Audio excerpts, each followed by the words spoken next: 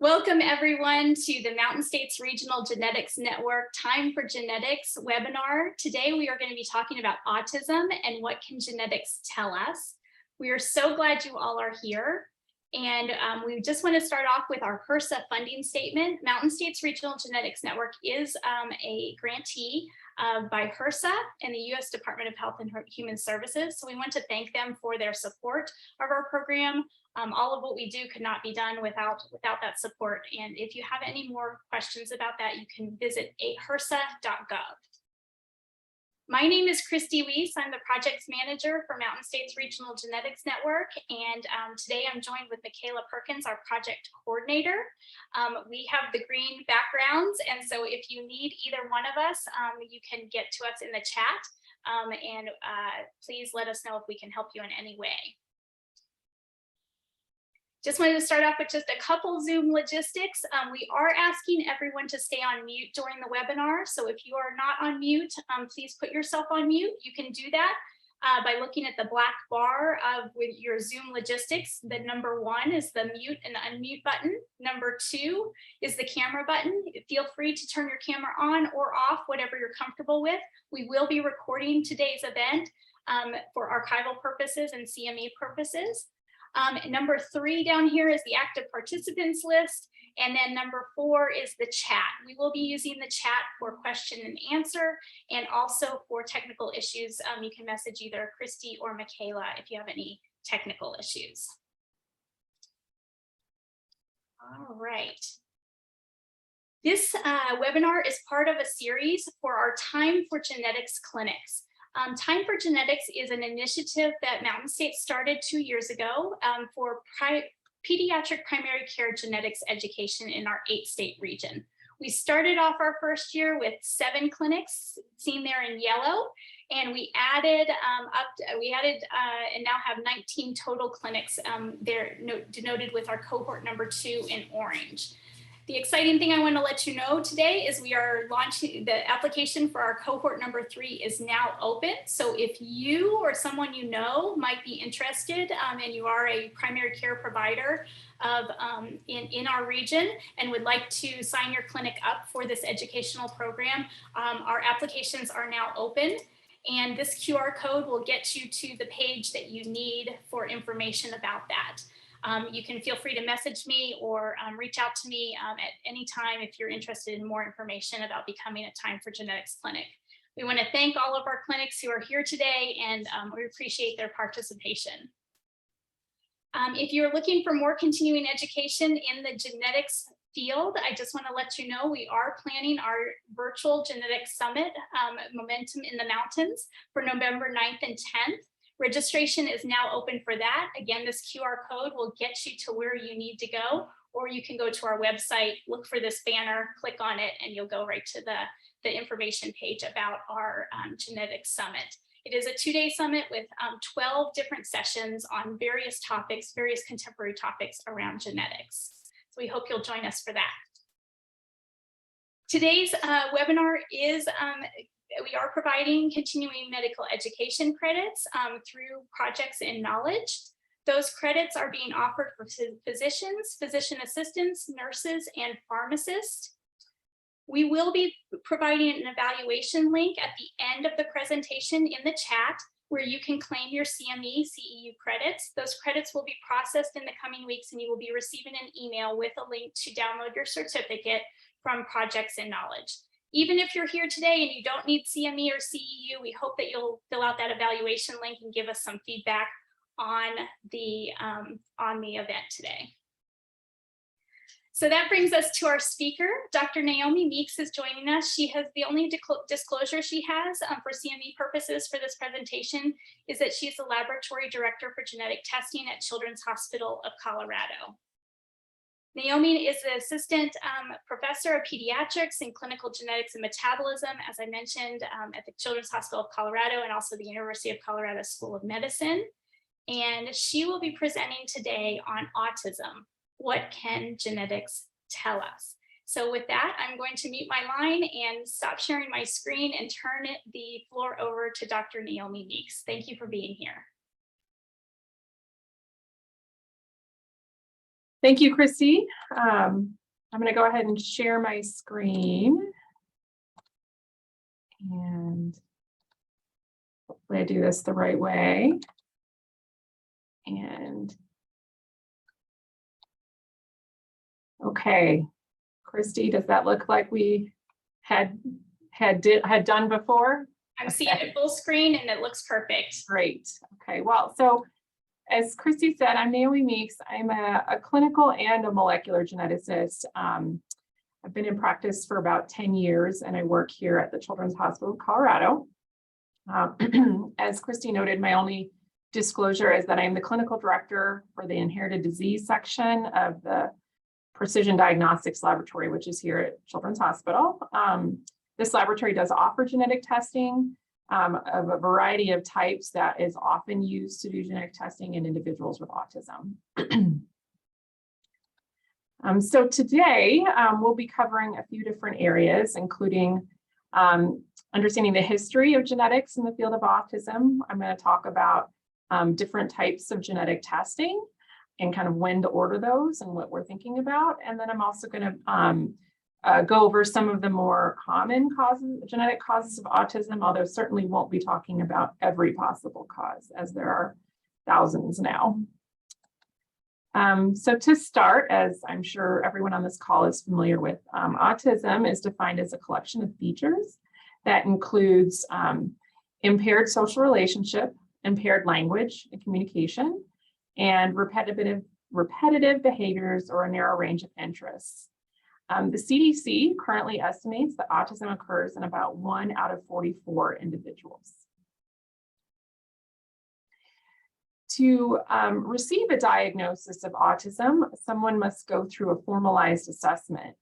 That diagnosis is made usually using the criteria that's outlined in the DSM-5, and that evaluation is performed by specialists. Those can include psychologists, neuropsychologists, developmental pediatricians, and they'll do a battery of different tests, both observationally involving parents, sometimes involving other providers or people involved in the care of that patient. To be clear, genetic testing does not provide a diagnosis of autism. So sometimes we'll have families that come to our clinic and say, I want to find out if my child has autism. And so we usually have to do a little bit of education around that. But unfortunately, genetic testing can't provide that diagnosis, but it can provide some other information around that diagnosis, which I'll go into now. So the first question that might come to mind with autism is it actually genetic, and why do we think it is genetic? Probably 20 or so years ago now, a number of studies were performed looking at individuals with autism to try to get an answer to this question. What was sort of most informative were some twin studies that were performed. So researchers looked at monozygotic or identical twins and looked at how often they both had autism as compared to dizygotic twins or fraternal twins. And so in these cases, those individuals would have shared the same exact prenatal environment, but would have differences in the amount of genetic information they shared. And they did find that there was a significantly higher correlation of autism in the identical or monozygotic twins, supporting that idea that there is a genetic component to autism. Also, linkage studies were performed. Linkage studies are a family-based method used to map a trait to a genomic location. And then they demonstrate co-segregation of the condition, like autism, with genetic markers of a known chromosomal location. So in other words, they were able to sort of track that people with autism had sort of genetic markers in common. This also assisted with the early diagnosis of specific gene causes of autism. For instance, this was used to help identify the gene that's called MECP2, which is a known cause of Rett syndrome. But are there non-genetic causes? And certainly in the last 10, 15, 20 years, there's been a lot of information out there and a lot of concern from our patients about other causes of autism. And so looking through some of the scientific literature about this, there are some documented non-genetic associations anyway. For instance, prenatal infections have been associated, infections such as CMV, or if the mother had like a bacterial infection when she was hospitalized, there was an increased incidence of autism. We've seen an increased incidence of autism of individuals who are born early or have a very low birth weight. And then there has been increased incidence in things like prenatal exposures, and that can include things like alcohol or illegal drug use, but may also include things like prescribed medications like valproic acid, or even a lack of folic acid supplementation. So in this case, a lack of exposure to a vitamin.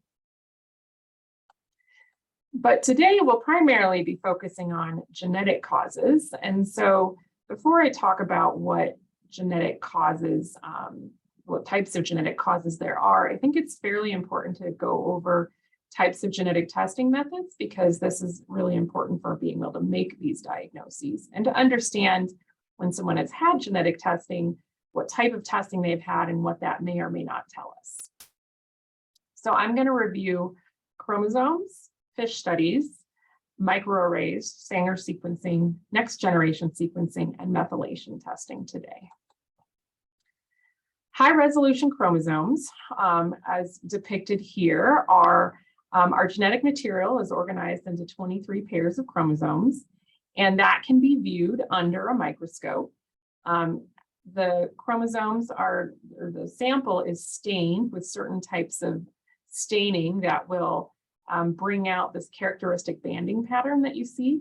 And so this type of assay is designed to detect large deletions or duplications of genetic material, and may be able to tell us if there's a type of chromosomal rearrangement that's at least large enough to be able to see under a microscope.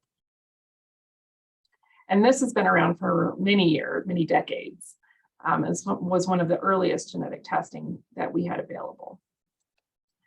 FISH stands for fluorescence in situ hybridization. This is a technique that uses fluorescent probes to bind to a sequence of DNA or genetic material. In this picture, you can see that there are there's sort of red signals and green signals. And usually what we'll do is the probes are designed to bind to certain chromosomes or certain regions of chromosomes. And in most cases, you would expect that there would be 2 probes visualized for each copy of a chromosome. And in this case, you can see there's 3 probes, which tells us there's an extra piece of genetic material that's detected by that particular probe.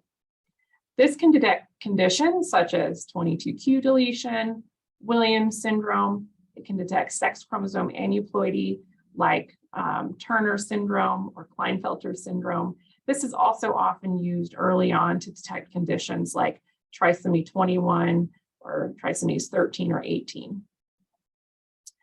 This FISH testing has mostly at this point been replaced by chromosomal microarray, but is sometimes used because, especially in the neonatal period, because the testing can be resulted in a relatively quick way. So usually we can get results if we order FISH studies for specific conditions in 48 to 72 hours. But it does require you to sort of know exactly what you're looking for. Chromosomal microarray, as I alluded to, has now by and large replaced chromosomes in most cases. Chromosomal microarray is also referred to as array comparative genomic hybridization, or ACGH. This technology screens for all chromosomes for deletions or duplications of genetic information. It has a much higher resolution than that of high resolution chromosomes, in that it can sometimes detect gene level deletions or duplications, or a portion of a gene is missing or extra. It does not look at single nucleotide variation or single mutations in a gene. It can't detect very small deletions, and it's not able to detect balanced chromosomal rearrangements.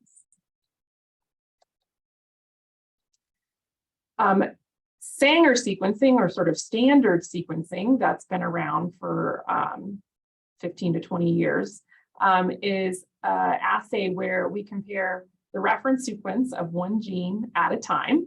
And it does examine the actual nucleotide or DNA letters that make up each gene. It only looks at one gene at a time, typically. So again, you sort of have to know exactly what you're looking for. It is not able to detect easily deletions or duplications in those genes. In the last 10 or so years, next generation sequencing has really become the standard for looking at individual gene sequencing. Another term for this type of assay is called massively parallel sequencing, which I feel like sort of better represents what it does, that it's a technology that allows many regions of DNA sequence to be sequenced at the same time in a fast and fairly cost-effective manner. The newer technologies now are able to even detect copy number variation, like you might have looked for in a chromosomal microarray, although there can be some limitations depending on the assay. Next generation sequencing can be utilized in several different ways, including gene panels, whole exome sequencing, whole genome sequencing, or rapid testing. People often sort of refer to these as separate tests, but they're all using the technology of next generation sequencing. Gene panels are where the assay looks at a specific set of genes. So usually that tends to be related to the function or a category of disease. So some examples include looking at a gene panel to look for causes of seizures, to look for causes of intellectual disability or autism, to look for a cause of cardiomyopathy. This allows sort of targeting a symptom, but does not look at all of our genetic information. And often this is what's done, this is what has been done in the last 5 to 10 years, although now we're moving towards more broad-based testing. Whole exome sequencing is an assay that doesn't just target certain genes based on what those genes may be related to functionally, but rather looks at all of the genes. And as you guys probably recall from medical school genetics, all genes are made up of a series of segments called exons, and those are the coding region of the gene. So the DNA, or the genomic DNA, has exons and introns, and then when a gene is turned on, the genetic information is transcribed into RNA, and then those introns, or those intervening sequences between the exons, are spliced out, and then the RNA then goes and codes for proteins, which then perform a function in the body. And so when we're sequencing the exons, we're really just sequencing what ultimately goes to become the RNA and codes for the protein. But we're not looking at those introns, or intervening sequences. We're not looking at promoters, which are regions often ahead of or around genes that control whether they're turned on or turned off. And we're not looking at other intragenic or other untranslated regions. Whole genome sequencing is where we actually do look at all of those regions. So we sequence the entire genome. There are still limitations, though, both with whole exome sequencing and genome sequencing around the interpretation. So even though we can sequence everything and we can technically tell the DNA code for all regions, we still only know what we know. Technology in our field has advanced to where we know what about 5,000 or 6,000 genes do. We don't know what about 15,000 genes do. We know that they must be important in some way for our development of our bodies, but we don't exactly know how they work or what function they actually have. And so when we look at whole exome or whole genome sequencing, we can still only interpret those genes for which the function is understood. Oops, sorry. Jump ahead. The benefits of doing whole genome sequencing versus whole exome sequencing has to do with the technology itself. It can detect some of those intervening areas that might have some functionality. We know a little bit about those, but we don't know a lot. So the chance that we're really going to pick up a lot more based on the location of the variants is low, but the technology is different, and it's actually maybe better at detecting those coding regions, or the regions we typically think of looking at in exome sequencing. And so the whole genome sequencing has the better of just sort of being better technology overall, even if we can't truly interpret a lot more of those intervening variants. Also, whole genome sequencing has some benefits because it can detect other types of genetic changes, like tandem repeat regions, like that might be needed to detect, for instance, Fragile X syndrome. Limitations of whole genome sequencing is it's very expensive. And so even though we know it's technically a better test, it is harder to get covered, and it is just a lot more money if a family's paying out of pocket.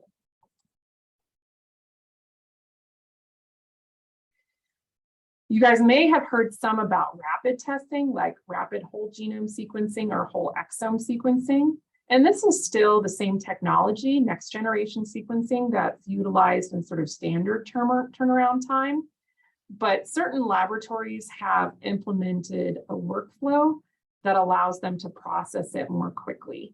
And so for rapid testing, which is mostly offered in ICU settings, at least in my experience, is performed in situations where we think that we may really be able to alter the medical management of a patient.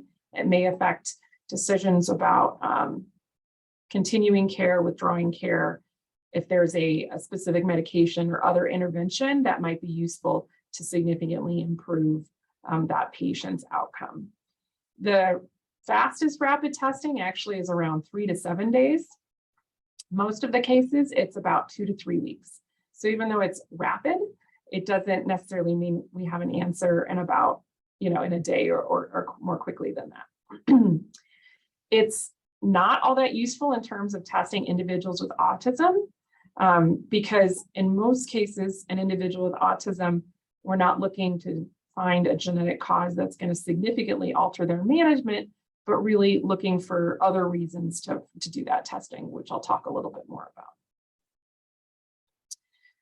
When we do genetic testing, when we do almost all of the genetic tests that I've outlined, we can get several kinds of results. We can get a pathogenic or likely pathogenic result, meaning that this genetic change is likely to be causative for the patient's symptoms. We can get a benign or likely benign change, which in that case, the laboratory thinks it's not causative for the patient's symptoms. And those actually don't usually show up on the report. Or quite frequently, we can get a variant of uncertain significance, or VUS for short is what we call it. Usually this is a relatively rare variant. So it's a change in the DNA letter at a specific position, or it's an extra or missing piece of genetic information that we don't know what it means. The reason we don't know what it means is because there's not much scientific information that tells us about what it does or what the impact of this alteration may be. We all have genetic changes in our genetic code. Those are the changes that make us unique individuals. And so to find variation, that's not surprising. But because we're still learning what is normal and what is not, we often find variation that we don't understand. And so as time goes on and our databases and our scientific knowledge improves, we can often reclassify those variants into one of the other two buckets. But that usually takes some time. So it's always important for our families to understand that when they do genetic testing, they may get a variant of uncertain significance. And for families to also understand if that's going to be alarming or distressing or cause them a lot of anxiety. We always say that genetic testing is optional, especially if something like that is going to cause a significant detriment to the family. So in 2013, the American College of Medical Genetics published practice guidelines, specifically talking about genetic testing in autism. And briefly, the testing that they've recommended includes first line, a chromosomal microarray and Fragile X, as well as single gene testing for a couple of different genes called MECP2 and P10, which I'll talk about those conditions in a moment. 2013 is 9 years ago now, so it's been a while, but this is all the guidelines we have had since that time. And as I sort of alluded to earlier, there's no genetic test to identify autism, but what we do is we're looking for potentially the cause of autism. So if we do this testing and we find a genetic cause, we will tell a family that this is probably why your child has autism. But having that same diagnosis in somebody who does not have a clinical diagnosis of autism does not necessarily mean they'll get a diagnosis of autism or that they actually have autism. So one sort of current practice in our genetics clinics is to perform that chromosomal microarray and then do concurrently, especially in boys, Fragile X testing. And then second tier, consider a broader neurodevelopmental panel. As I alluded to earlier, we have hundreds, if not thousands of genes that we know may be associated with autism. And so of course, we don't just stop with one gene at a time. We have the opportunity with next-gen sequencing to be able to do hundreds or thousands of genes in one test. Some of my colleagues and myself in certain situations will kind of do this as our current practice in genetics. We may do, as a first tier, a neurodevelopmental panel. As the testing has improved, we can now detect a lot of those copy number variants that we may have only found on microarrays before. And then for second tier, we may consider reflexing to whole exome sequencing and Fragile X testing, if no diagnosis is made on that first tier. Although often we'll wait some time between the first and second tier, as most of the neurodevelopmental panels are pretty good at detecting most current and known causes of autism. And so reflexing to look at everything else is a pretty low yield right away. Last year, a new practice guideline came out, and you can see that this is a guideline stating that exome and genome sequencing for pediatric patients with congenital anomalies or intellectual disability, an evidence-based clinical guideline. So if you read the fine print of this article, it does not explicitly include autism in the absence of intellectual disability or other congenital anomalies. They said that autism in isolation is outside of the scope of this practice, of this publication. But I think a lot of my colleagues and I are considering doing this tier of testing in individuals with autism. Certainly if they do have other associated findings like intellectual disability. If we do want to do that, though, this may often be limited by the willingness of private insurance payers to cover this type of broad-based testing. So it is not without its challenges, but we'll often use this type of guideline as an argument for why we're trying to do this testing. So currently in genetics, we certainly are looking for other indications of medical issues beyond an isolated diagnosis of autism. My sort of red flag is raised when I see other neurologic symptoms, such as movement disorders, regression of skills, or specific findings on a brain MRI. We also consider what are called epigenetic conditions. So conditions like Prader-Willi syndrome and Angelman syndrome. I'll come back to a little bit about how we test for those, because those are not detectable on typical sequencing tests. And in some cases, they may be detected by chromosomal microarray, but sometimes not. The categories of genetic conditions that we think about in autism include things like copy number variants. This is just you don't have to be able to read this, but this is just a table from publication talking about the many different types of copy number variants that have been identified in association with autism. One of the more common forms is the 16p11.2 deletion syndrome. This is a condition that has a prevalence of about 3 in 10,000. It's a 550 kb deletion that is associated often with developmental delay or autism. It causes an increased risk for being overweight, particularly in the teenage years or late childhood years.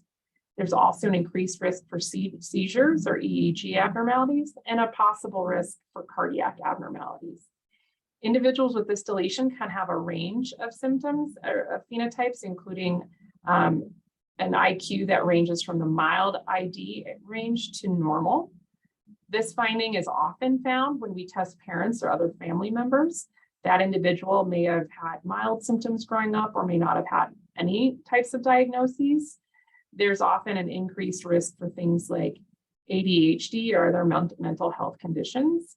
When I see a child that has pretty much on track development and intellectual capabilities, they may need a 504 or maybe an IEP just for a single subject.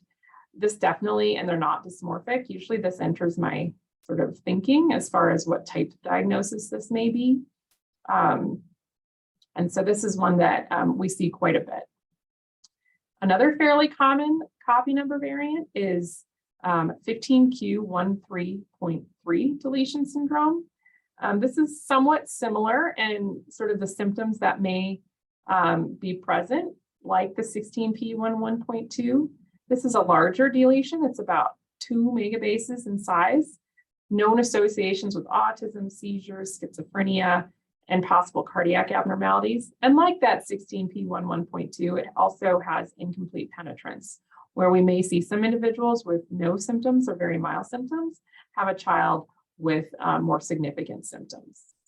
And we can't predict based on the finding exactly what type of symptoms they may have. Fragile X syndrome is another relatively common condition seen in about 1% of individuals, of boys with developmental differences. Boys typically have a moderate intellectual disability, and there's about an incidence of autism is about 30%. This is an X-linked recessive condition. So women can be variably affected. They may carry the repeat expansion that's found in this and have no symptoms, or they may have some milder symptoms. It's caused by this CGG repeat that's in the 5' or the untranslated area before the FMR1 gene. Common dysmorphic or clinical features we see include a large head, macrocephaly, long face, prominent forehead, large or protruding ears, and post-puberty, large testicles. Rett syndrome was one of the more this is one of the earlier diagnosed forms of autism and tends to be more severe. It's X-linked dominant and seen primarily in females. The typical story for Rett syndrome is that there is normal development for the first 6 to 18 months of life, and then a period of regression occurs. They may also develop repetitive or stereotypic movements, autistic features, bruxism, ataxia, seizures, and acquired microcephaly. There's also a form called atypical Rett syndrome, where there's intellectual disability with a spasticity or a tremor, but rarely do those individuals get diagnosed with autism, and there doesn't tend to be a normal period of development. Another single gene condition is that P10 that was also mentioned in that initial guideline. P10 causes a macrocephaly autism syndrome. These children tend to have very large head sizes, greater than 2.5 standard deviations, developmental delays, and autism. This is a fairly important condition to think about because there also is an increased risk for cancer, including breast cancer, thyroid cancer, and endometrial cancer. This also has variable expressivity. I once diagnosed I had a child in clinic was a boy that had macrocephaly and a diagnosis of autism. And we found that he did have a genetic change in the PTEN gene that was inherited from his mother, who had normal cognitive development but a large head size when we measured it, but also had a history of early onset breast cancer in her 20s. And so the thyroid cancer can present as young as age 7. And so thyroid screening is recommended in children with this diagnosis. So not only does it have implications for the cause of autism, but has other important medical implications as well. In the last 10 years, there's been an explosion of genes that have been identified that is associated with autism. So if you do a lit search in PubMed looking for genetic causes of autism, you will see hundreds, if not thousands, of articles that sort of look like these, describing novel genes that have now been associated with autism. They often have other symptoms as well, but all of these are genes that we kind of now think about, which is why we do those broader neurodevelopmental panels or whole exome sequencing when we're trying to find a diagnosis. This is a visual that I borrowed from one of the publications that I think is really nice to consider how we think about the causes of autism. You know, this central box, this genetic susceptibility lists, a dozen or so genes that we're thinking about as far as single gene changes that are specifically causing autism, but we know that other factors play a role. For instance, environmental factors, which we already had talked about a little bit. We know that copy number variants are important. We think that genetic changes that people are born with may not by themselves cause autism, but when another genetic change occurs, that may cause those symptoms to manifest. We also think that there are probably some modifiers related to gender, as we know that males tend to have a higher incidence of autism than females. There might be something that is contributing there. And then, of course, epigenetics. And so that's where I'm going to come back and talk a little bit more about genetic testing as far as methylation goes. So epigenetics or methylation is a situation where this methyl group here in the kind of the red lettering is attached to genetic molecules, and usually attached to a cytosine. And when our genes are methylated, so this on the right side under where it says methylated DNA, what you see is a strand of DNA that is wrapped around a protein called a histone, there's 4 histones there. And the brown dots are areas where those cytosines are methylated. When the DNA is associated with histones and it's methylated, that causes the DNA to stay in this sort of wrapped up state. In order for a gene to be expressed, it has to be unwound. And so when it's unmethylated, it's able to be unwound from those histones, and the machinery that does the transcription of the gene is able to get into those proteins and allow transcription of those genes. And so our bodies are regulated by both methylated and unmethylated regions of DNA. And that's sort of what controls what turns certain things on and turns certain things off as far as gene transcription goes. And if that methylation happens in an abnormal way, it's kind of like a switch, an on switch or an off switch. It can cause symptoms as well. One of the more common epigenetic disorders that we think of with autism is Angelman syndrome. This is caused by several different mechanisms, but one of them is a methylation abnormality on chromosome 15q11.2 to q13. Children with Angelman syndrome tend to have developmental delays, absence of speech. They tend to have hand flapping, ataxic movements. They can also have a small head size and be kind of very light in their coloring as far as their hair and skin. On the flip side is Prader-Willi syndrome, which is also a methylation abnormality of chromosome 15 in that same region, but with sort of opposite methylation than Angelman syndrome. And Prader-Willi, as many people know, is associated with excessive eating, which can result in morbid obesity, but it typically presents with very early and severe hypotonia at birth, and so tend to present with feeding difficulties. So it's a little bit confusing because these children may have hypotonia severe enough that they require G-tubes early on, and then sometime in the first 2 to 3 years of life, they gain enough strength to eat and then will switch to the overeating behaviors. They can have anywhere from mild to moderate intellectual disabilities, behavioral challenges, and a number of them do receive a diagnosis of autism.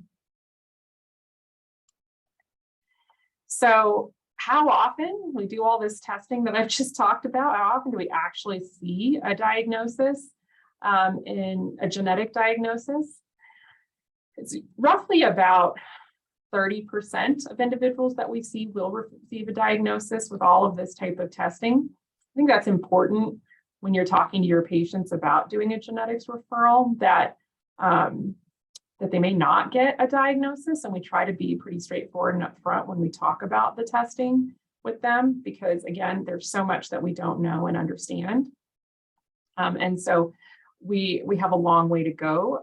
And there also may be other factors, like I said, environmental factors. There may be multi-genic causes that we don't know yet. Currently with our testing process, we're looking at one genetic factor to try to be the sole explanation for their autism, but there may be other factors as well. So what are some of the challenges that we encounter, I think, with genetic testing in patients with autism? Cost is a big factor. Insurance companies may or may not cover it. Families may or may not be asked to pay out of pocket, and may or may not be able to do that. Access is always a challenge. Obviously, as you guys are probably all aware, there aren't geneticists on every corner, and it takes often a long time to get in to see a geneticist to do genetic testing. There are the possibilities of uncertain results.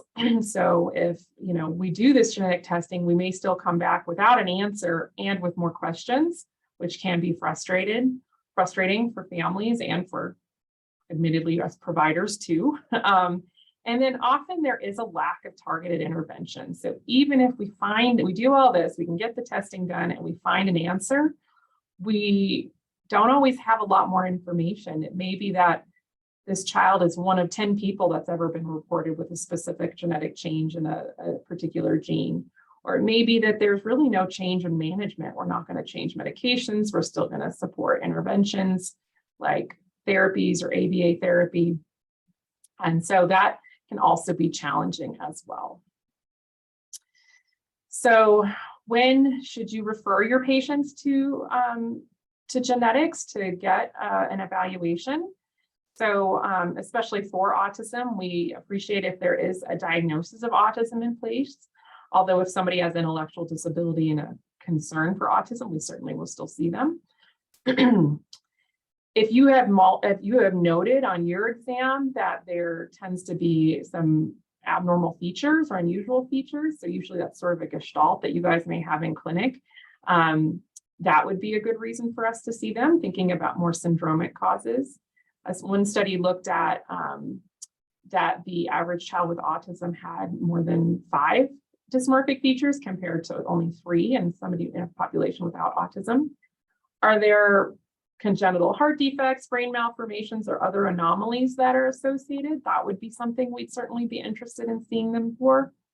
Do they have associated developmental delays, regression, poor growth or abnormal growth, large or small head size, perhaps a family history of autism, or if they desire a detailed discussion of recurrence risk? All of these are really, really reasonable reasons to send a patient to us. Our guidelines state that everybody with autism should get a genetic evaluation, although we know that there are certain limitations in the ability to do that just with access. So I've sort of prioritized some things that I think would be a reason that I would say send them in. And so if you're trying to prioritize one patient over another, these would certainly be things that I would think about.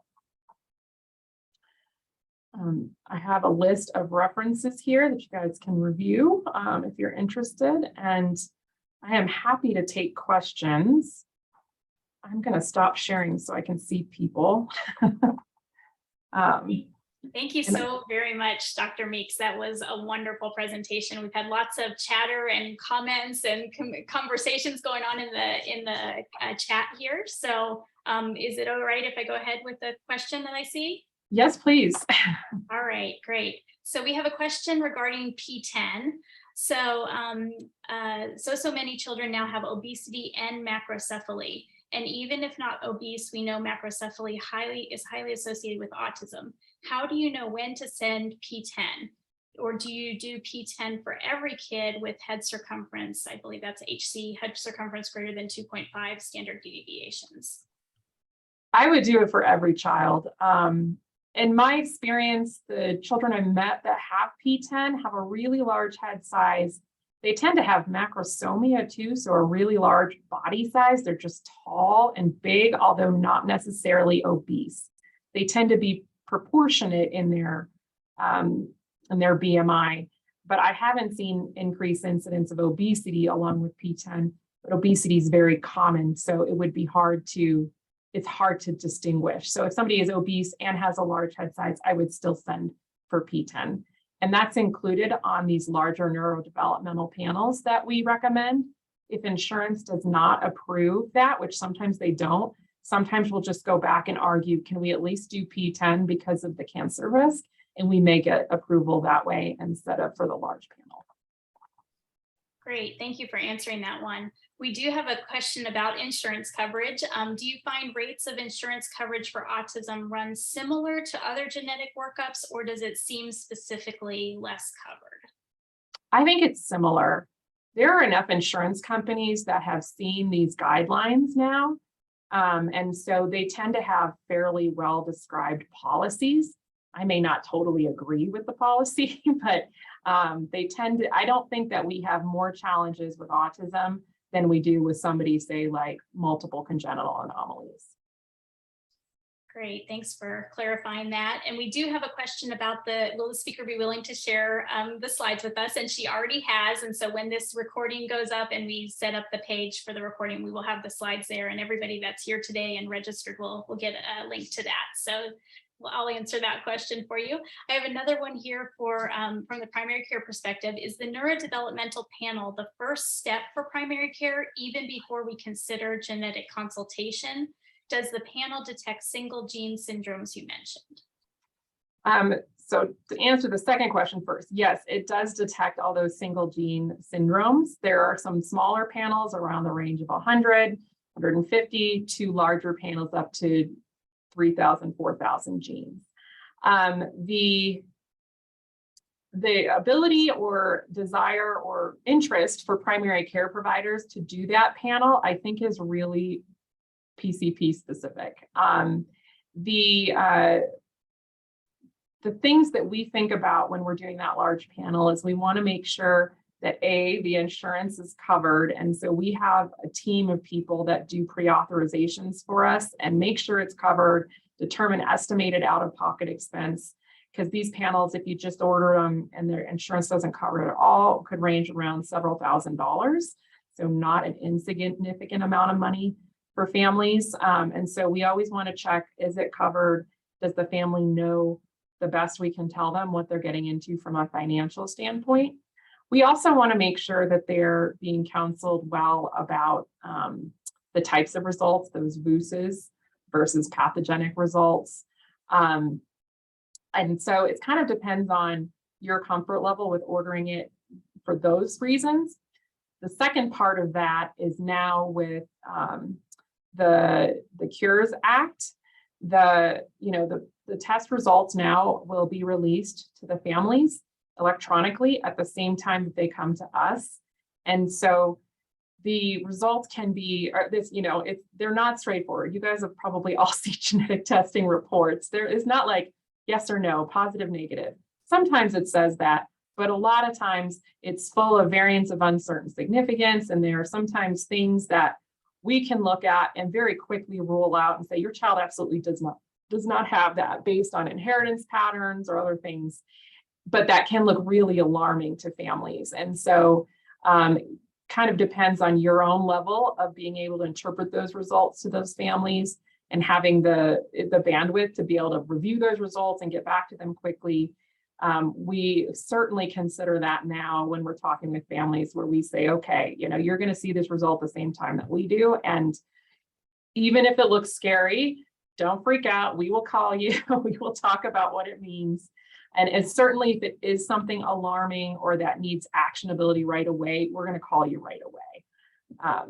But it's a lot of, as you can tell, a lot of time and effort sometimes to read through the report and understand the details. And so that takes time. I get a report back and sometimes I'm spending 45 minutes to an hour to read it between seeing other patients that day. So don't always get back right away. So I would say kind of depends on those things. I don't have any problem with people saying, I'm not comfortable with that. I'd like to send the patient to genetics. Great, thanks for that response. And I'm just going to just pause for a moment and just let everybody know the evaluation link is in the chat. So if you are here today claiming continuing education credits, you will need to fill out that evaluation link to claim those credits. If you're here today just to listen, we would like to ask you to also fill out that evaluation link, just to say that you're not claiming credits, but give us some feedback. And I'll just ask Michaela. Yeah, Michaela just popped it in there again. So you can see the post from Michaela there with the evaluation link. Thank you. All right, there's another question here. Is there any benefit for older children getting genetic testing? I'm guessing that means older children who have an autism diagnosis. I think so. I'm biased, obviously, but some of the benefits so I have a lot of families where their child has had a diagnosis or had intellectual disability or autism for many years. And they kind of finally come back to clinic, often kind of in those early high school years or even late high school, because they realize what is next for this child. And while it doesn't always give answers, if a genetic diagnosis is made, sometimes it can be really helpful from a predictive standpoint. I mean, clearly, if somebody has moderate intellectual disability and they're 14 years old, families probably have a fairly good idea that that child's likely not going to college and likely not going to go live on their own.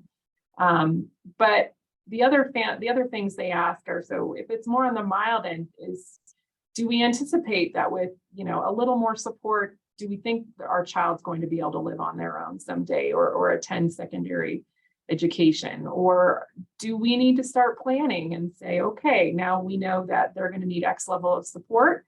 So we can start thinking about that from a financial and a personal and family standpoint. It's also helpful even on the milder end. Some children on the milder end who want to go on and have their own children someday, they want to know, what are the chances that my own child could have autism? And if we find a genetic diagnosis, we can often give accurate recurrence risks to that individual so that they have a better understanding about reproductive risks.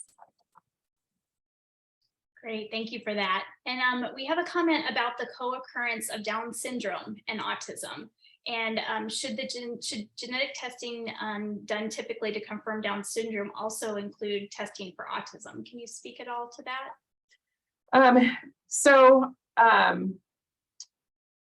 We know that Down syndrome is a risk factor for autism. So if somebody has Down syndrome and they also have a diagnosis of autism, I would not generally do separate genetic testing. I'm not totally sure if that was the question, but on the flip side, if somebody has Down syndrome, I think if there are some of those concerns about the things that we see in autism, I think it would be appropriate to have them evaluated clinically to see if they meet criteria for autism, because that can result in different types of interventions and support.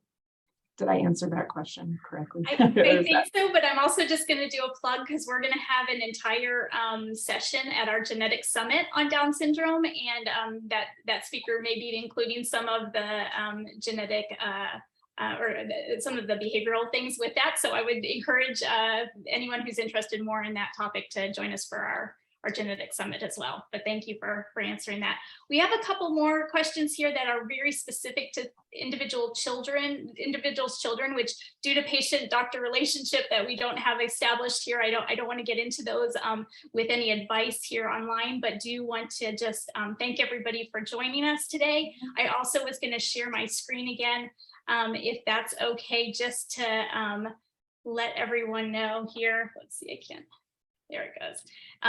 Also that evaluation we mentioned, but also just want to let everybody know that if you do know any primary care providers in your area, in our 8-state region, that would like to join us to learn more about genetics and become genetic champions as primary care providers, we would love to have them apply for our cohort number 3. And that is going to be due in January of 2023, the application. So it's open now. We're having applications come in. So please pass this along. If there's families on here and you'd like your pediatrician to get involved and learn more about genetics so they can help support your family, please pass this along to them. The information is also on our website. And then last but not least, I had mentioned our genetic summit before, and just want to invite everybody to this. There is no charge for this. It is open to professionals, families, public health individuals, and it's really a virtual summit to educate and engage and connect everyone around those contemporary topics in genetics. So please join us for that. We've got lots of great speakers. The agenda is published on the website, and this QR code will get you to it, but maybe I'll ask Michaela if she'll pop that link also into the chat.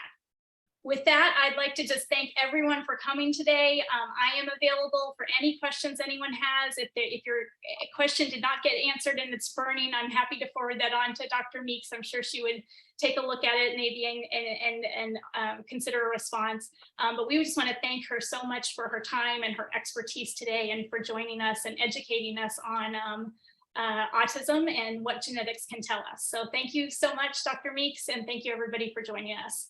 Bye-bye.